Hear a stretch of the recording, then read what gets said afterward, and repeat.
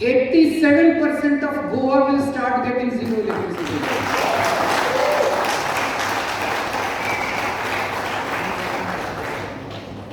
So पहला वादा कि 300 यूनिट बिजली मुफ्त मिलेगी। दूसरा, जैसा मैंने बताया बहुत इलाकों में हमारे लोग हैं, वहां पे देखा लोगों के बिजली के बिल पुराने इतने गलत आए हुए हैं, किसी का कुछ इतने हजार का भेज दिया, किसी का इतने हजार का भेज दिया, फिर वो जाते हैं ठीक कराने के लिए, वो कहते हैं 10,000 रुपए दे दो तब ठीक करेंगे। अब वो ठीक कराने में बेचारे कंज्यूमर की, आम आदमी की नाक में दम हो जाता है। तो पुराने सारे बिल माफ किए जाएंगे।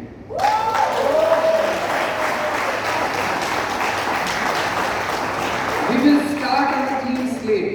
पुराने सारे बिल माफ किए जाएंगे। ये हमने दोनों चीजें दिल्ली में करके दिखाई है।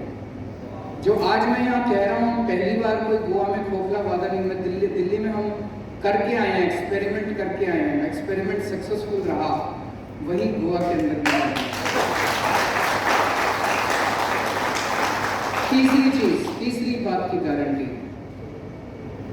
24 घंटे बिजली देंगे,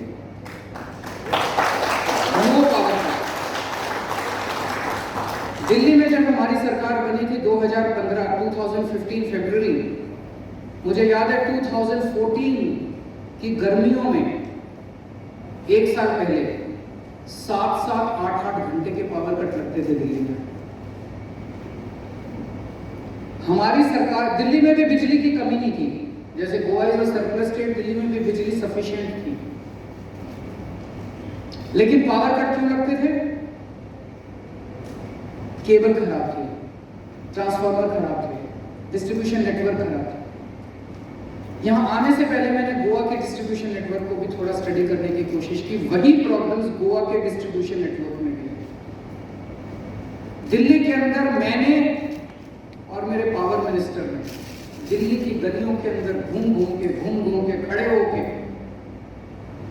पहले 2.5 साल के अंदर हम लोगों ने ट्रांसफार्मर चेंज कराए, केबल चेंज कराया, डिस्ट्रीब्यूशन नेटवर्क को स्ट्रेंथन किया। हमें 2.5 से 3 साल लगे, लेकिन आज दिल्ली के अंदर 24 घंटे बिजली मिलती है। It was the result of very hard work.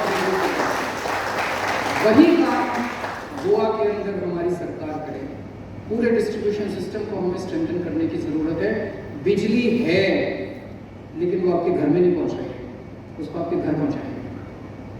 और चौथी बात, किसानों को बताते हैं यहाँ पे बिजली देनी पड़ती है, बिजली के पैसे से। किसान एक बेचारा सबसे गरीब आदमी है, उसको फ्री बिजली दी जाएगी। खेती के लिए